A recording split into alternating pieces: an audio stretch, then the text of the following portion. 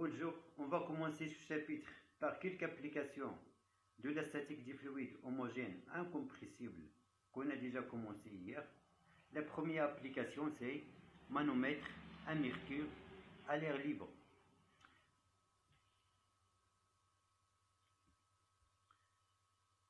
Le schéma de ce manomètre est de la forme suivante. Il est utilisé pour mesurer la pression P qui se trouve d'un gaz qui se trouve ici. On a la pression du gaz uniforme dans ce récipient qui est fermé. Donc, on aura que si on prend le poids A, la pression au poids A est égale à la pression P du gaz. Et ici, on a le mercure. On prend un point A' qui se trouve dans le même niveau que le point A. Donc, la pression au A' est égale à la pression au A qui est égale à la pression P, car il se trouve dans le même plan, car A et A' se trouvent dans le même plan horizontal. Le tube ici est ouvert, donc la pression ici est égale à P0, c'est la pression atmosphérique. Et en utilisant la continuité de la pression, on peut écrire que PB est égal à P0.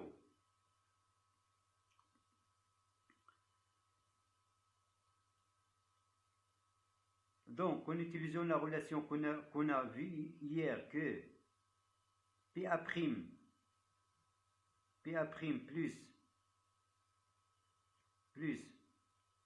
la masse volumique de mercure fois G fois ZA' est égal PB plus la masse volumique de mercure fois G fois ZB.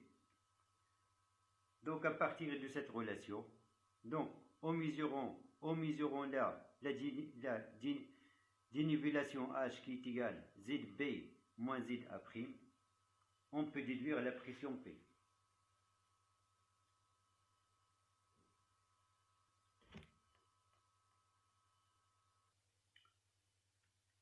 Donc on déduit que la pression P s'écrit sous la forme P est égal à P0 plus ρ Hg, avec ρ c'est la masse volumique de mercure qui est égale à 13,6 10 à la puissance 3 kg par mètre cube.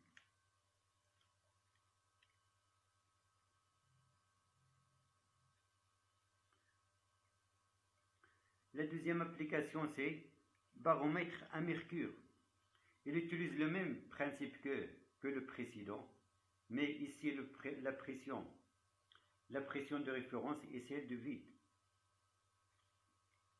Ce baromètre est utilisé généralement pour mesurer la pression atmosphérique.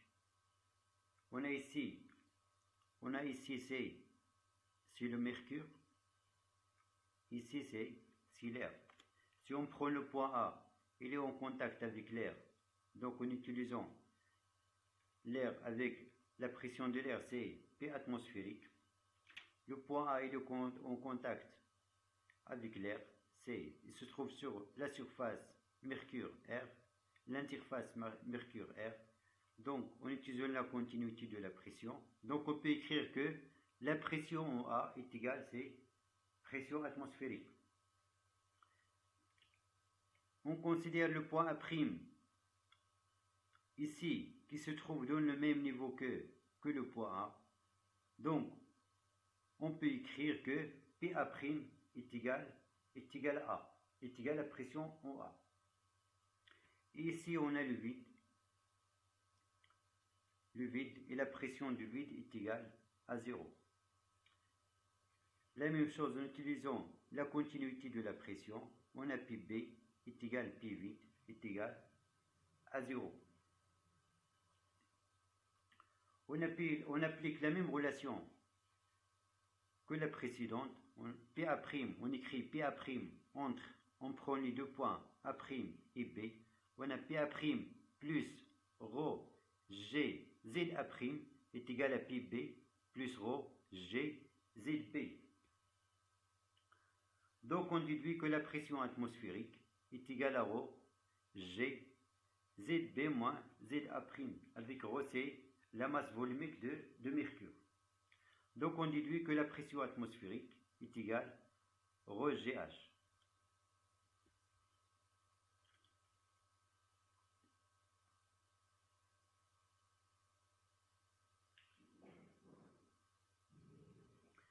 La troisième application, c'est le théorème de Pascal. Dans un récipient qui contient un fluide incompressible, on considère deux points A et B. Et en utilisant la même relation, on a PA plus ρ GZA est égal à PB plus ρ GZB, avec ρ c'est la masse volumique du fluide incompressible. En dérivant les deux termes de cette égalité, on trouve que delta PA est égal à delta PB.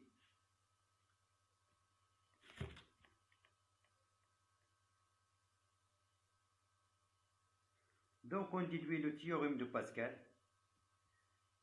Pour un fluide homogène incompressible, toute variation de la pression en A est transmise intégralement au point B, mais aussi à tout point de fluide incompressible.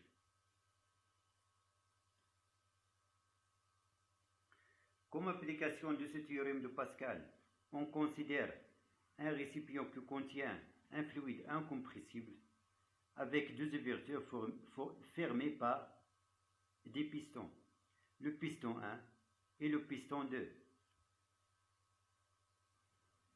Si on applique une force F1 au niveau du piston 1, cette force va provoquer une augmentation de la pression au niveau du S1 qui est égale à F1 sur S1. Cette variation de la pression va être transmise intégralement au niveau du S2. Donc au niveau du S2, on aura une variation de la pression qui est égale delta P2, qui est égale aussi delta P1, qui est égale F2 sur S2. Donc on a donc ce F1 sur S1 est égal F2 sur S2. Donc la force F2 qui s'applique sur le piston 2 est égal c'est F2 est égal c'est S2 sur S1 fois F1.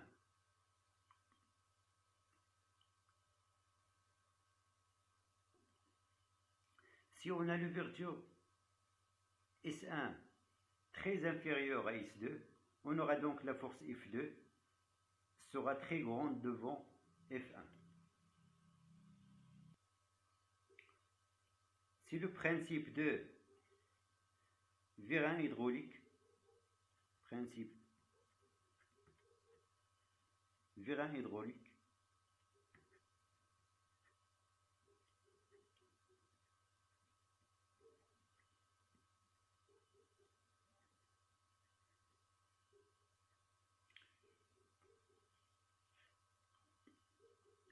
Très utile pour le levage des objets lourds.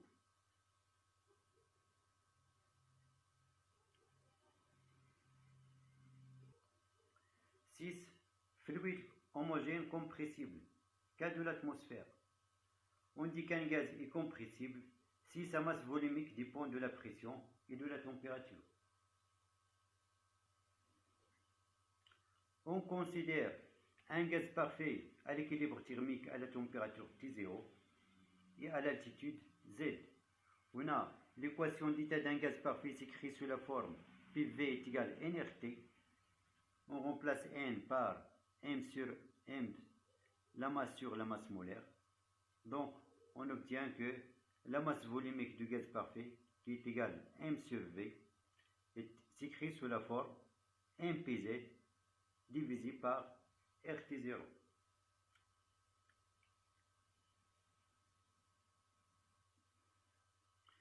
On a la relation fondamentale de la statique des fluides, s'écrit sous la forme dérivé de P par rapport à Z est également ρ fois G. Donc, la dérivée de P, en remplaçant ρ par son expression qu'on a obtenue précédemment. Donc, la dérivée de P par rapport à Z est égale, c'est moins MPZ divisé par RT0 fois G. En séparant les variables, on obtient que dP sur P est égal à moins mg sur RT0 fois dz.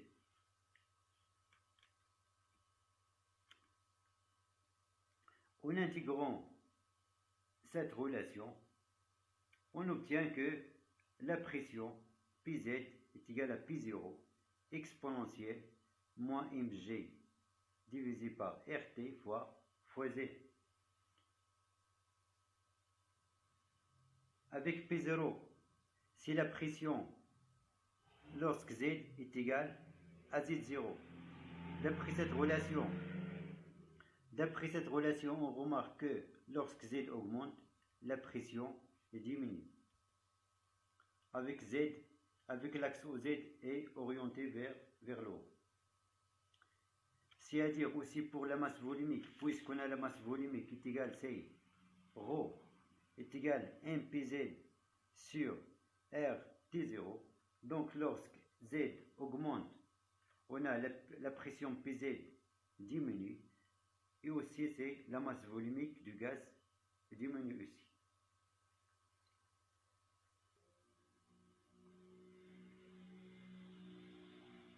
Dans cette équation, on a mg sur RT fois Z et 100 unités. Donc le terme mg sur RT est l'inverse d'une longueur. C'est-à-dire que le terme h qui est égal à RT sur mg a une dimension d'une longueur.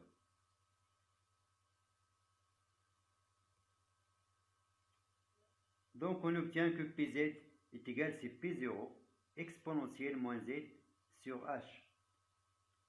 Comme ordre de grandeur, en prenant la masse molaire de l'air est égale à 29 g par mol, la température T0 est égale à 273 Kelvin, et R, si la constante du gaz parfait, c'est R est égal à 8,31 joules, Kelvin moins 1, mol moins 1, et le champ de pesanteur G est égal à 9,8 mètres secondes moins 2, on obtient que H, que la longueur H est égale à 8 km. La dimension relative de la pression sur une hauteur H est égale à 100 mètres s'écrit sous la forme delta P sur P0 est égal à P0 moins P100 sur P0, avec P100 c'est la pression à la hauteur H est égal à 100 mètres. Donc en utilisant l'expression précédente, on obtient que cette diminution relative delta P sur P0 est égale à 1 moins exponentielle moins H sur grand H. Avec petit h, C est égal à 100 mètres et H, c'est 8 km. Donc on remarque que ce rapport est très inférieur à 1. Donc on peut utiliser, en utilisant un développement limité à l'ordre 1 en H sur grand H, on déduit que delta P sur P0, c'est presque égal à petit h sur grand H. En faisant une application numérique, on obtient que la diminution relative de la pression est égale à 1,2%. Cette diminution relative de la pression est très faible, donc on peut considérer que, dans le cas de l'air, que la pression est uniforme sur une hauteur de l'ordre de 100 mètres.